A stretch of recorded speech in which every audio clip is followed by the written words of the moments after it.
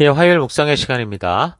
내가 버겁다고 진리의 길을 걷는 것을 틀렸다 말하지 말라. 내가 버겁다고 진리의 길을 걷는 것을 틀렸다 말하지 말라. 이런 제목으로 계속 묵상하겠습니다. 자, 어제 우리는 예수님께서 작은 나귀를 타시고 예루살렘으로 들어가실 때 이 많은 백성들이 호산나를 외치는 것이 정말 예수님께서 메시아로 오시게 된 하나님의 마음을 알아서가 아니라 자기들이 기대하고 바라는 것을 이룰 것이라는 이 자기 생각들에 가득 차 그렇게 했던 것을 우리가 살폈습니다. 사람은 당연히 자기의 생각과 기대를 따라 그렇게 사물을 보고 그렇게 판단할 수밖에 없는 그런 존재는 맞습니다. 그러나 안타깝게도 사람들이 자기 생각에 가득 찬 대로 하나님의 뜻을 보게 된다면 정작 하나님께서 우리에게 말씀하시고자 하는 그런 하나님의 의도를 보지 못하고 자기 생각대로 하나님을 각색해서 교회당 안에서조차 왜곡된 신앙의 길을 걸을 수 있다라는 거 우리가 잊지 말아야 됩니다. 그래서 우리는 무엇보다 하나님의 계시의 말씀, 이 성경과 역사를 통해 하나님의 뜻을 먼저 바르게 만나는 그 상황으로 나아가야 되는 거 잊지 말고 자신의 믿음의 삶을 더 계속 살아가기 전에 바로 오늘 반드시 하나님의 법도와 규례와 명령과 계명을 통해서 하나님의 진실한 뜻을 만나는 그런 거듭남의 길로 먼저 나아가는 그런 믿음의 회복이 있기를 바랍니다. 자, 이제 고난당하시기 이제 4일 전, 월요일인데요. 예수님께서 이제 베다니에서 다시 예루살렘으로 또 가시죠. 그러니까 매일 이 하루하루 베다니와 예루살렘을 왔다 갔다 하셨다고 그랬죠. 그럴 때 이제 시장하셔서 잎사귀가 무성한 그 무화과 나무를 보시고 이제 열매를 찾으셨었는데 그게 없었던 겁니다.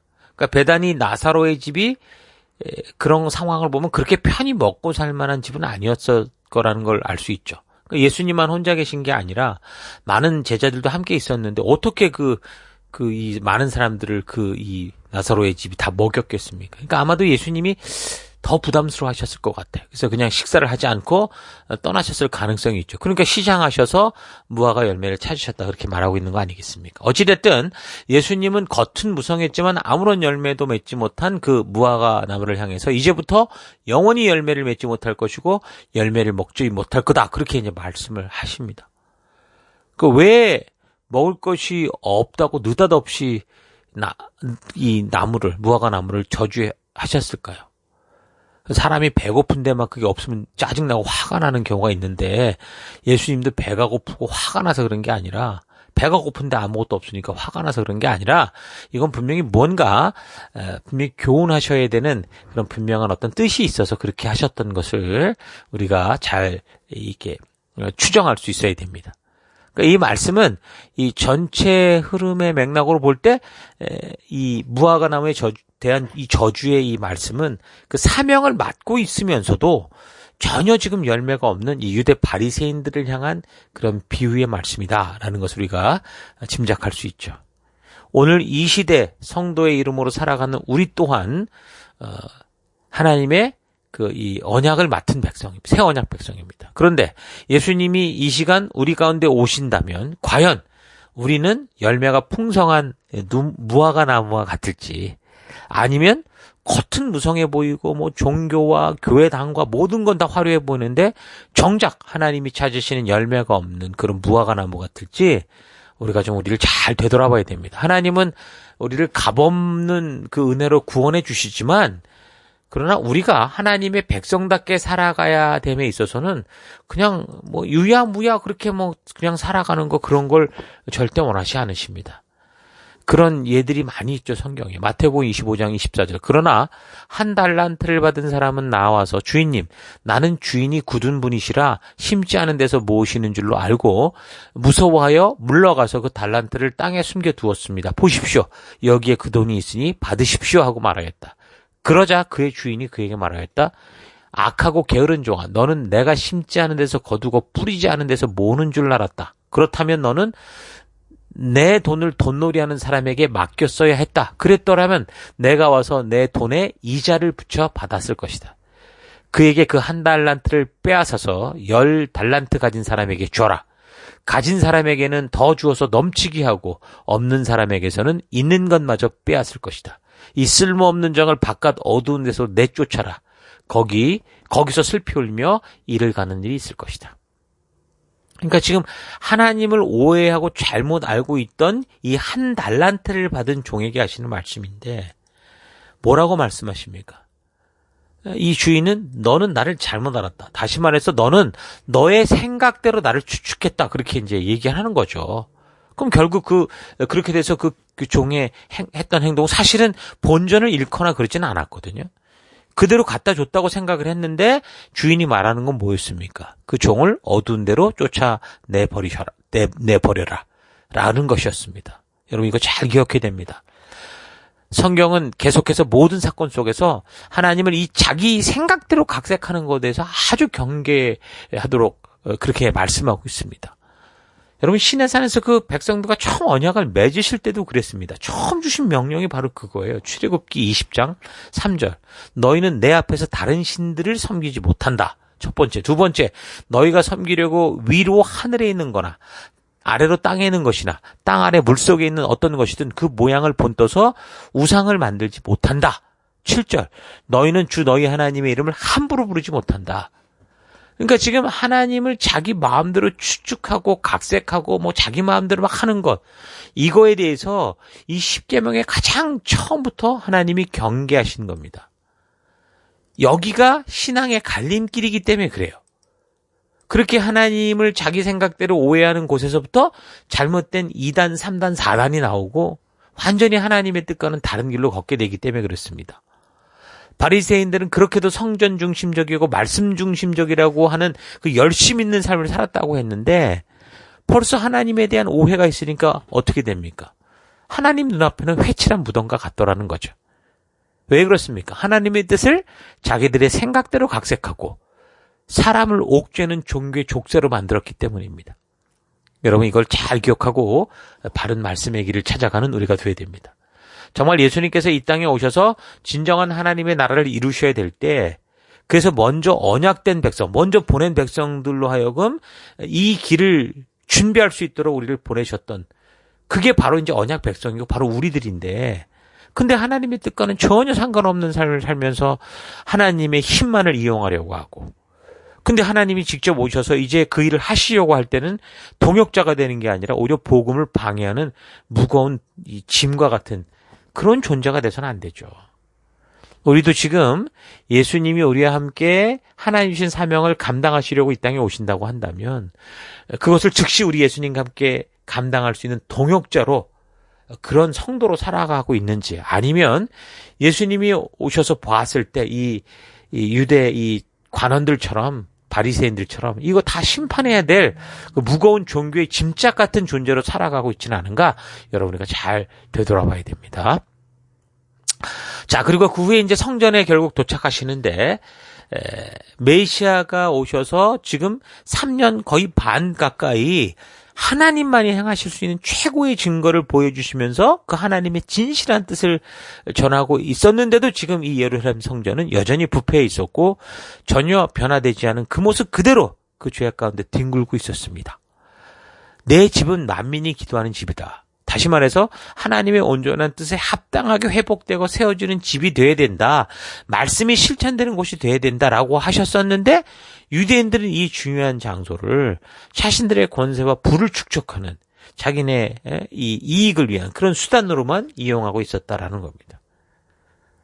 오늘날도 교회에 와서 예배를 드리고 봉사를 하고 헌신하는 이유들이 정말 하나님의 진심을 알기에 흩어진 마음들을 바로잡는 그런 곳이 되고 하나님의 부르심 앞에 바르게 회복이 돼서 하나님의 말씀이 실천되어지는 그래서 하나님의 진심을 아는 그런 그 것이 아니라 그저 익숙한 종교적 목적을 이루기 위해서 내가 바라고 기대하고 원하는 것을 이루고 성취하기 위해서 그렇게 행동하는 것인가 여러분 잘 생각해 봐야 됩니다. 우리가 교회로 모이고 성도로 부름을 받게 된 이유는 뭡니까?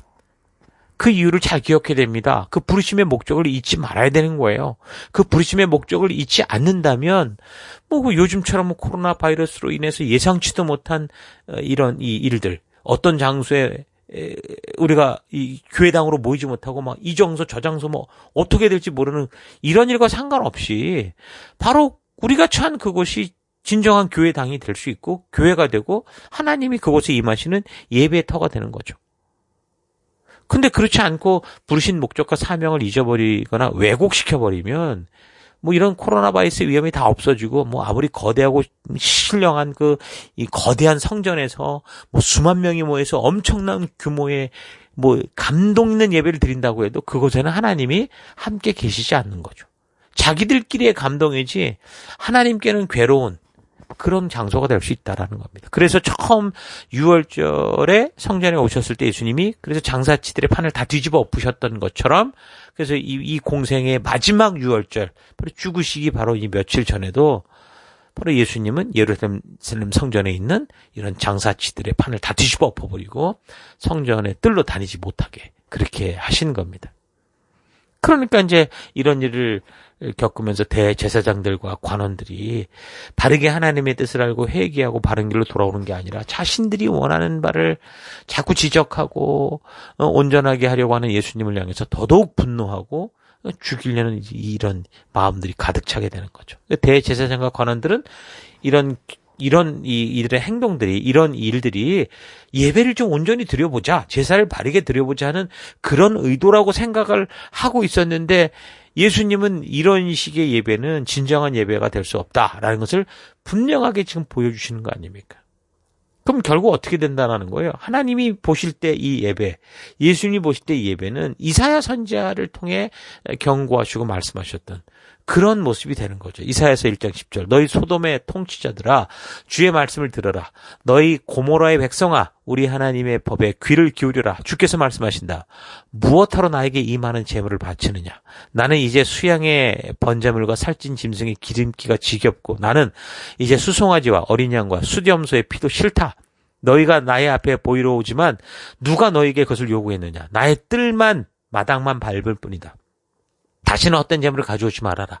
다 쓸모없는 것들이다.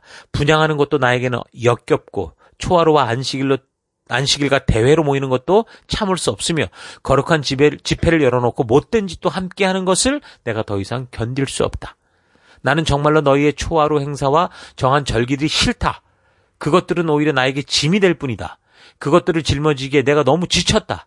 너희가 팔을 벌리고 기도한다 하더라도 나는 거들떠 보지도 않겠다. 너희가 아무리 많이 기도를 한다 하여도 나는 듣지 않겠다. 너희의 손에는 피가 가득하다. 너희는 씻어라. 스스로 정결하게 하여라. 내가 보는 앞에서 너희의 악한 행실을 버려라. 악한 일을 그쳐라. 옳은 일을 하는 것을 배워라. 정의를 찾아라. 억압받는 사람들을 도와줘라. 고아의 송사를 변호해주고 과부의 송사를 변론하여 주어라. 이게 이사야 선지를 통해 말씀하셨던 하나님의 한탄 아닙니까? 그러니까 이들에게 지금 성전이 없거나 예배가 없었던 게 아닌데 그 성전 안에 그 예배 안에 저들의 마음 중심이 없고 단지 재물만 오고 가는 종교적 현상만 있었던 겁니다. 그것처럼 예수님이 오셨을 때 그때 또한 너무도 다를 바가 없었고 그리고 오늘 이 시대 우리가 살아가는 우리네 현실 또한 다를 바가 없는 그런 모습은 아닐까? 우리가 좀 깊이 생각해 봐야 됩니다. 이런 예수님의 책망에 바리새인과 대제사장들의 반응이 어땠습니까? 회개하고 돌이켜 사명의 자리로 가는 게 아니라 바르게 인도하시려는 예수님을 향해 이를 갈고 죽이고자 하는 반응이었습니다. 나의 모습은 어떤 모습인가? 우리가 잘 기억하시길 바랍니다. 자, 그렇게 고난당하시기 2일 전 월요일이 이제 지나가게 됩니다. 자, 그리고 이제 고난당하시기 3일 전, 화요일 행적인데, 월요일에 그 성전에 올라가실 때 예수님께서 저주했던 그 무화과 나무가 말라버린 걸 제자들이 봤습니다. 그래서 베드로가 전난 일을 생각하면서 예수님 말씀을 생각하면서 예수님께 말씀을 드리니까 예수님이 뭐라고 말씀하셨냐면 만약에 이 산더러 저 바다로 빠지라고 해도 마음의 의심을 품지 않고 그대로 되리라고 믿으면 이루어질 거다. 그렇게 말씀해 주시죠. 그러니까 이 말씀은 이 성전 정결 사건과 연결해서 해석이 돼야 되는데 하나님의 뜻이 이루어짐에 있어서 유대 바리새파와 같은 이 산 같은 존재들이 방해가 되고 어지럽혀도 그런 종교적인 산들은 다 깎일 것이고 낮은 골짜기는 메워져서 결국 하나님의 뜻대로 이루어지고 말 것에 대해서 말씀을 해 주시는 거죠. 그러니까 백성들로 하여금 하나님 앞에 바르게 나아가게 하는 데 있어서 방해가 되는 모든 것을 예수님께서 지금 제거하기 위해 오신 것처럼 죄악을 제거하기 위해 오신 것처럼 우리 성도들도 백성들이 하나님 앞에 바르게 나아가는 것을 방해하는 그런 거에 대해서 우리가 이 교회 안에서 기꺼이 버리고 우리가 기도하며 나아갈 때 하나님께서 그 길을 반드시 열어주실 거다. 그렇게 말씀하시는 거죠. 그래서 이제 마태복음 21장 21절 예수님께서 그들에게 말씀하셨다. 내가 진정으로 너에게 말한다. 너희가 믿고 의심하지 않으면 내가 이 무화과 나무에게 한 일을 너희도 할 수 있을 뿐 아니라 이 산더러 벌떡 일어나서 바다에 빠지라고 말해도 그렇게 될 거다. 또 너희가 기도할 때 이루어질 것을 믿으면서 구하는 것은 무엇이든지 다 받을 것이다. 그러니까 우리가 이 세상에서 하나님의 법도와 규례와 명령과 계명의 가치를 따라 살아가는 것이 마치 달걀로 바위를 치는 것 같아 보일 정도고 마치 큰 산이 가로막고 있는 것처럼 느낄 수 있을 것이지만 그 막고 서 있는 산들도 우리가 하나님께서 반드시 우리에게 말씀하신 대로 이루어질 거다라는 것을 믿는 믿음으로 하루하루 말씀의 가치를 따라 살아간다면 그런 믿음들이 모아져서 결국에는 어떻게 된다는 겁니까? 하나님의 말씀대로 모든 것이 성취되는 역사를 보게 될 거다라고 말씀하시는 겁니다. 마술을 피운다 그 말이 아니라 반드시 하나님의 뜻이 이루어진다라는 것을 말씀해 주시는 거죠. 그래서 우리가 기도를 해도 뭐 내가 무슨 강력한 힘을 통해 뭘 변화시키고 뭘 낫게 하고 뭘 만들고 이런 변화를 위한 게 아니라 우리의 기도는 내가 하나님의 말씀대로 살아갈 수 있는 이 용기, 이 믿음에서 뒤로 물러나지 않고 다윗처럼, 다니엘처럼, 에스더처럼 죽으면 죽으리라는 각오를 가지고 하나님의 말씀 그대로 살아가는 하나님 그런 용기를 달라고 하는 그런 기도를 해야 되고 또 그런 결단처럼 살아가야 되는 겁니다. 그래서 중요하게 고려할 거는 뭡니까? 하나님의 말씀하신 대로 이루어질까? 하는 이런 걱정이 아니라 하나님이 말씀하신 대로 이루어지는 것을 막아서는 그 죄를 아무렇지도 않게 생각하고 있는 거. 이걸 우리가 잘 생각해야 됩니다. 이걸 버려야 되는 거예요. 그래서 마가복음 11장 25절에서 예수님은 기도할 때 서로 등진 일이 있다면 먼저 서로 용서하라 라고 말씀하시죠. 그러니까 우리가 기도하고 결단한 것처럼 하나님의 말씀의 가치대로 우리가 바르게 살아갈 때 하나님께서도 우리를 도우실 수 있고 우리와 함께 하실 수 있다라는 걸 말씀하는 겁니다. 하나님의 능력이 없어서 이 땅이 이렇게 망해가는 게 아니라 우리의 순종과 우리가 바른 하나님의 말씀대로에 나아가는 그런 용기가 없어서 그래서 이 땅이 이렇게 어두워져 간다라는 걸 우리가 기억해야죠. 그러므로 우리의 믿음의 삶이 잎사귀만 무성한 아멘만 외치는 그런 삶이 아니라 진정으로 말씀의 가치대로 어떤 상황과 환경 속에서도 순종하는 그 행함이 있는 바른 믿음의 길이 될 수 있기를 바랍니다.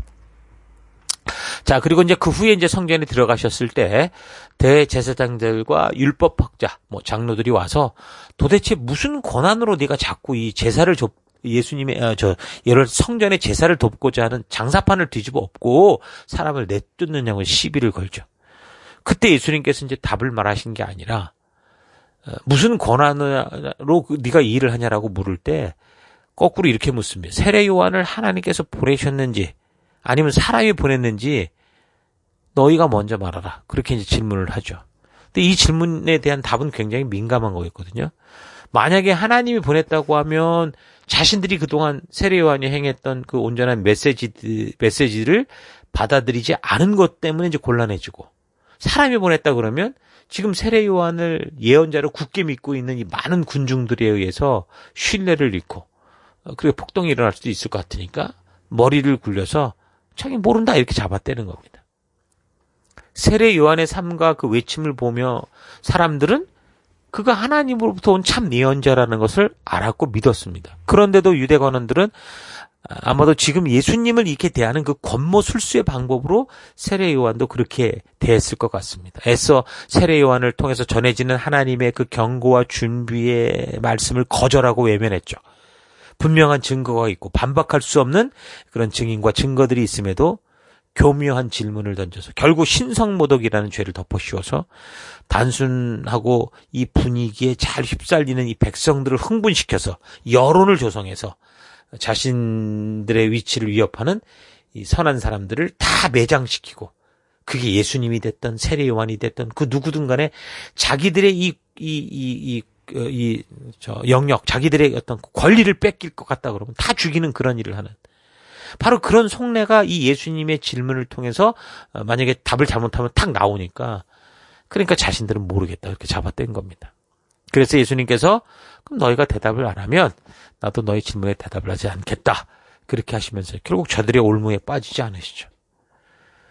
자, 그러면서 예수님께서 이제 포도원 소작인의 비유를 들어서 하나님의 사랑의 그 가슴을 품은 선지자들이 계속 보내질 때마다 이들이 다 죽였고 이제는 하나님의 사랑의 실체인 하나님의 아들이 그 주인의 아들이 나타났는데도 결국 자기들의 욕심에 빠져서 이 아들을 죽이면 이게 우리 거가 된다. 이런 식으로 하는 그 시대의 관원과 대제사장들의 현실을 분명하게 지금 설교를 하시거든요.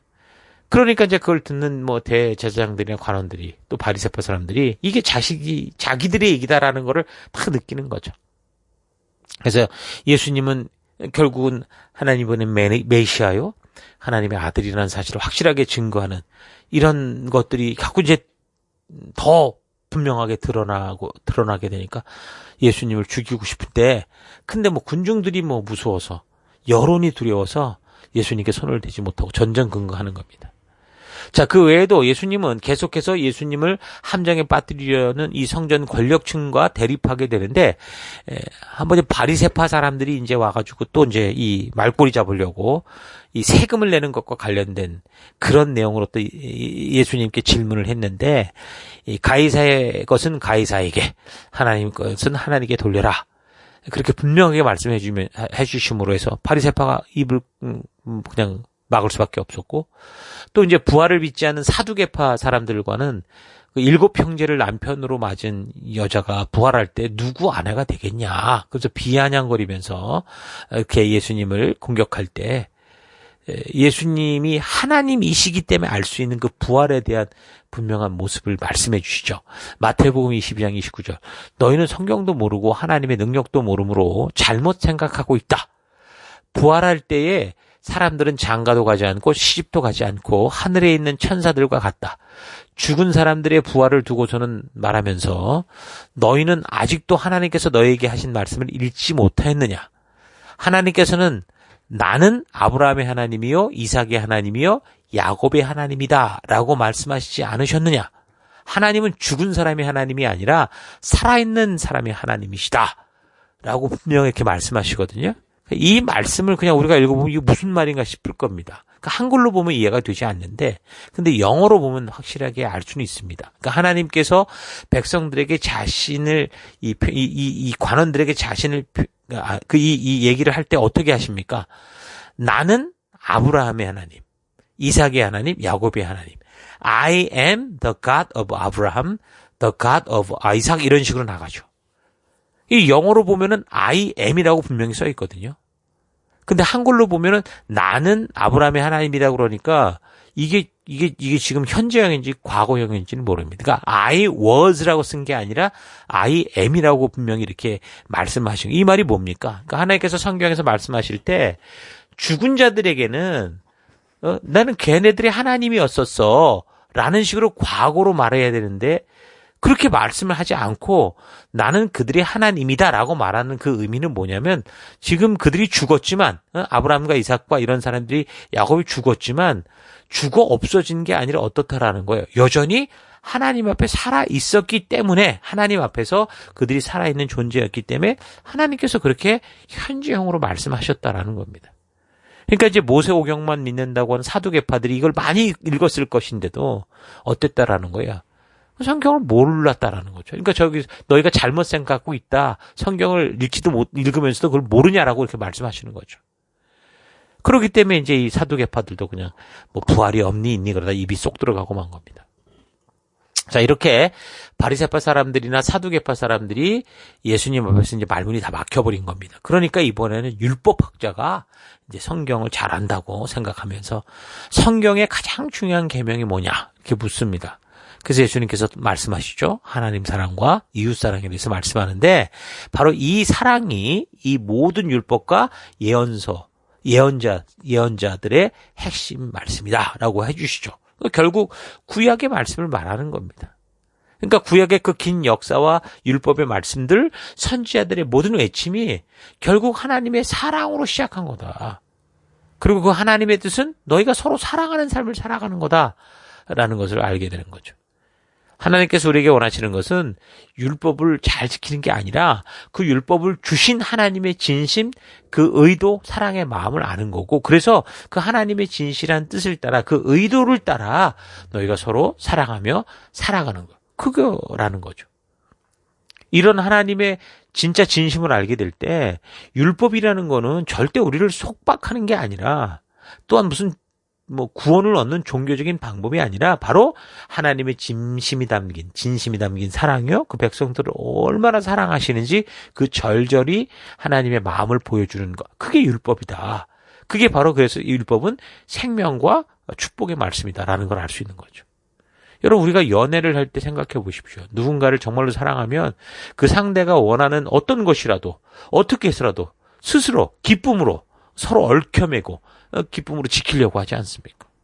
그래서 진정한 그런 사랑에 빠지면 남 부끄러운 게 뭔지도 모르고 심지어 부모 앞에서도 막 부끄러운 행동들을 막 하는. 근데 이제 그런 사랑의 마음이 식으면 어떻게 됩니까? 기꺼이 짊어지던 사랑의 법이 구속과 속박이 된다라고 말을 하죠. 자기가 그전에는 사랑했을 때는 그 모든 짐을 다 지겠다고 해놓고 이제 너무 무겁다 떠들어대는 겁니다. 이전에는 느끼지도 못했던 그 달콤한 사랑의 말들이 이제는 막 느끼해지고, 부모님 앞에서도 했던 그 닭살 돋는 그 행동들이 거꾸로 자기가 이제 이게 끔찍한 일이다 이렇게 말하게 되는 거죠. 마찬가지로 우리가 하나님을 사랑함에 있어서도 마찬가지라는 거죠. 진정한 사랑에 있으면 이 율법이 결코 우리를 이렇게 옥죄하는 그런 족쇄가 아니라 우리를 자유케 하는 거라는 걸 알게 됩니다. 그래서 여러분, 이 하나님을, 이 말씀을 이 무슨 종교의 법으로, 종교로 만나지 마시고 그 안에 있는 하나님의 진심, 절절한 사랑으로 만날 수 있기를 바랍니다. 그래서 진정으로 이 율법이 우리에게 말씀해 주는 그 사랑의 길, 진정한 이 하나님의 뜻을 따라가는 그 길로 나아가는 우리가 되기를 바랍니다. 자, 오늘 하루 무화과 나무의 비유를 좀 잘 묵상해 보면서 나도 나의 믿음을 이 대제사장이나 바리새파들처럼 형식적인 제사나 예배를 드리는 것에 두고 있지는 않았는가 잘 되돌아봤으면 좋겠습니다. 하나님이 원하시는 것은 형식적인 관계가 아니라 진실하고 살아있는 인격적 관계입니다. 사랑하는 사람들에게 필요한 것은 형식이 아니라 진심이죠. 부부관계, 성도의 관계, 친구관계, 그 모든 관계 속에서 사랑이 식은 사람들 사이의 관계는 형식적이 될 수밖에 없습니다. 그러나 진정한 진심이 통하는 바른 관계 안에는 서로를 사랑하고 배려하고 상대의 뜻을 바르게 알아서 그 뜻대로 행하고자 하는 진실한 나눔이 존재합니다. 교회 안에서 진심을 잃고 형식에 휩싸여 살아가면서 스스로 아니하는 그 외식하는 자가 되지 마십시다. 우리가 이 교회 안에 함께 부르심을 받은 그 목적을 잊지 말기 바랍니다. 내가 버겁고 내가 불편하다고 해서 현재 교회 안에서 하나님이 주신 사명을 위해 달려가는 이런 길을 틀렸다고 그러고 자기의 생각대로 가기 위해서 소명에 물을 타서 희석시키는 그런 일들을 해서는 절대로 안 됩니다.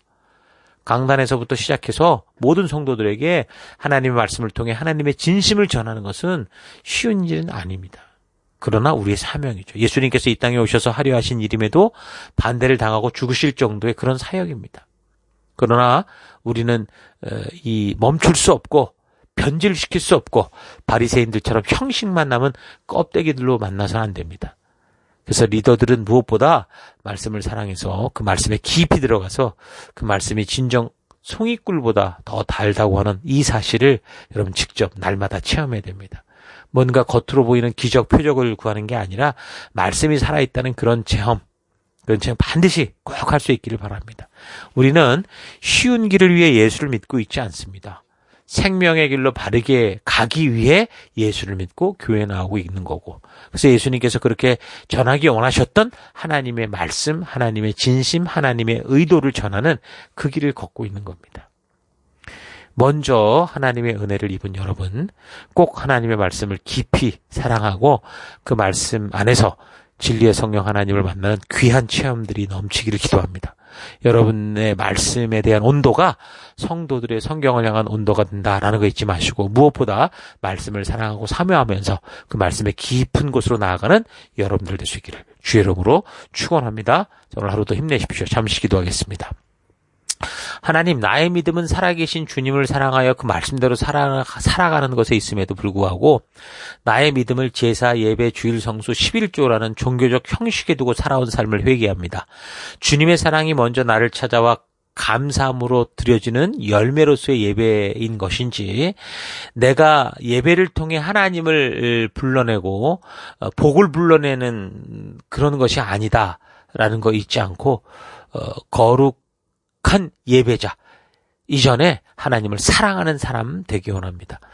나에게 익숙하지 않다고 그래서 주님이 주신 길을 걷는 우리의 약속이 다 틀렸다, 이렇게 함부로 판단하지 말고, 무엇보다 오직 말씀을 통해 우리에게 주신 귀한 소명의 길이라면 힘써 하나 돼서 우리의 믿음의 길을 막고 있는 어떤 장애물, 어떤 큰 산도 능히 함께 이겨내는 나와 우리 교회가 되기 원합니다. 하나님, 오늘 우리를 그 길로 부르셨습니다. 좁은 길, 좁은 문으로 나아갈 때 내가 힘들고 버겁다 해서 이 길이 틀렸다 함부로 말하지 않고 기꺼이 기쁨으로 그 길을 걷는 우리가 되기 원합니다. 함께 하심을 감사드리고 예수님 이름으로 기도했습니다. 아멘.